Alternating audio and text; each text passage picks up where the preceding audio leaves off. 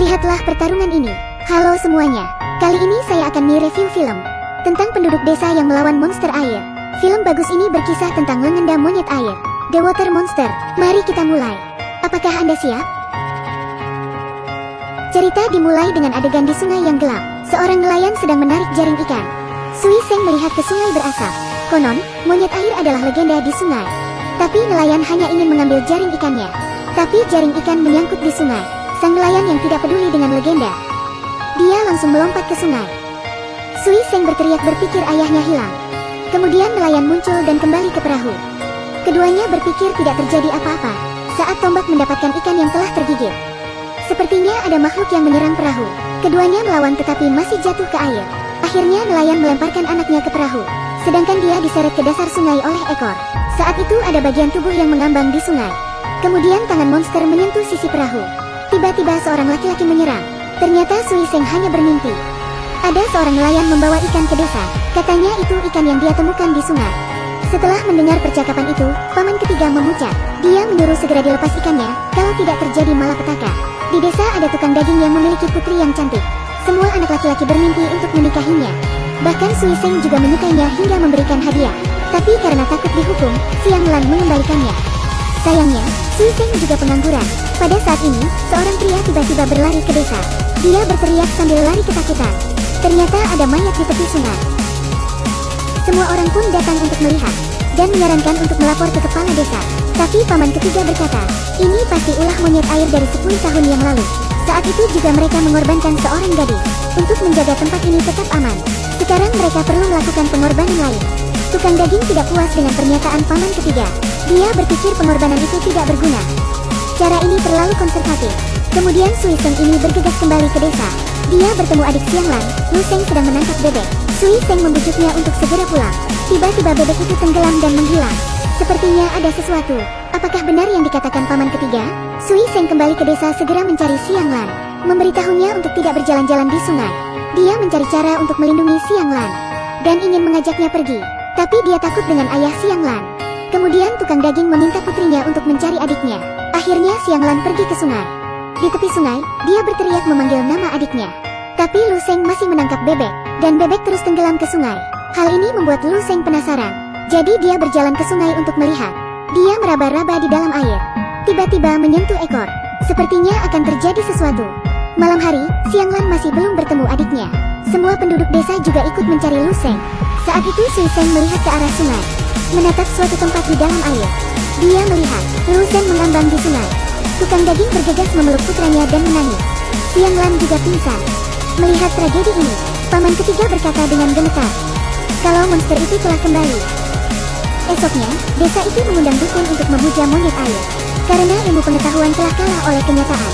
Saat ini tukang daging tiba-tiba mengganggu peralatan kurban. Penduduk desa ketakutan dan menghentikan tukang daging. Siang Lan yang datang hanya bisa menangis tak berdaya.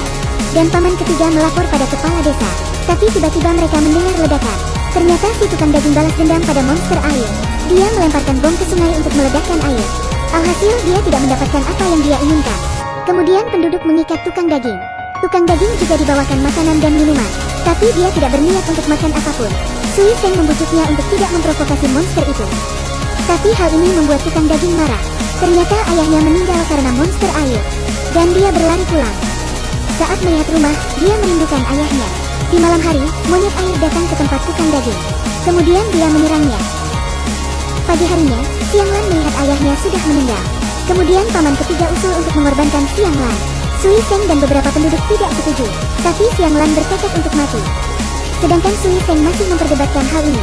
Dia berpikir kalau monster itu kanibal. Dia tidak akan ditenangkan dengan satu pengorbanan. Tapi Sui Seng diseret keluar. Dan Siang Lan dikurung di gudang kayu.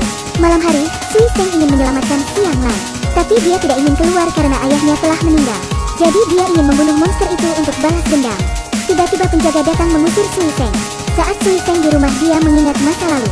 Dia ingat penduduk desa yang meninggal di Seng Sui. Dia memantapkan pikirannya kalau itu adalah monster. Dan bukan hantu atau dewa yang harus ditakuti. Dia membuka kotak alat yang telah lama disimpan. Dan membuat beberapa senjata tajam. Kemudian Sui Seng meminta bantuan sepupunya.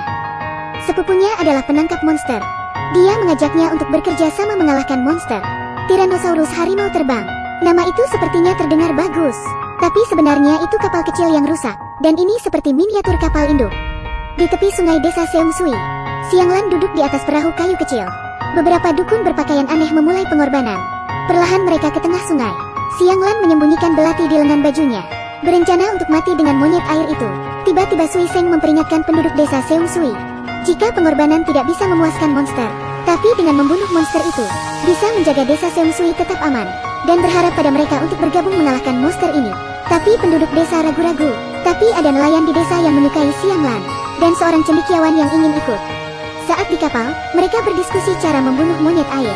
Cendekiawan itu menulis surat bunuh diri karena takut, dan membuat orang-orang pun tertawa. Kemudian sepupunya mengusulkan solusi, dengan melemparkan beberapa rantai ke sungai.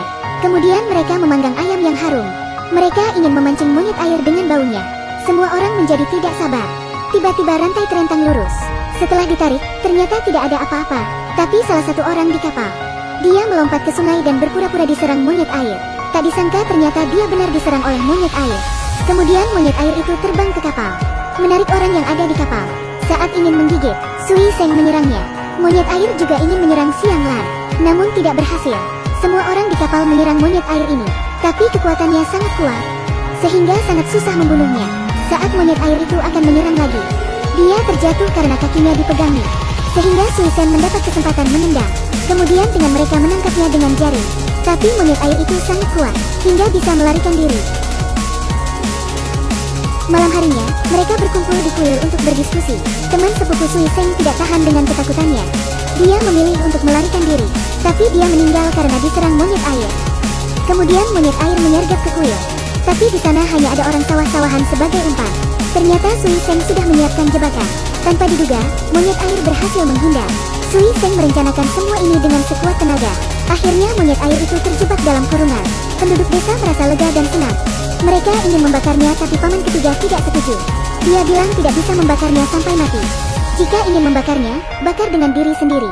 Dia juga berkata perlakuan Sui Seng ini membahayakan desa.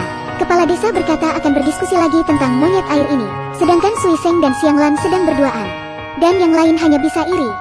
Selanjutnya, paman ketiga bangun dan monyet air itu menghilang. Tapi saat berbalik monyet air itu bersiap membunuhnya.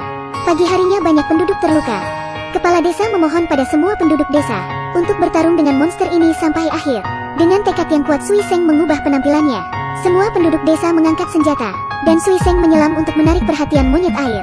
Kemudian dia melompat ke permukaan agar monyet air itu mengejar. Saat di kapal, monyet air langsung membantai penduduk desa. Pada akhirnya, hanya Sui Seng dan Xianglan yang tersisa. Tiba-tiba Sui Seng teringat ayahnya, dan dia menusuk berulang kali tubuh monyet air itu. Bagaimanapun juga, semua orang berhasil membunuh monyet air ini. Film ini termasuk sedikit menakutkan. Sengaja menggambarkan legenda rakyat monster air. Desain keseluruhan masih menarik, tapi monster muncul terlalu cepat, jadi orang tidak penasaran lagi.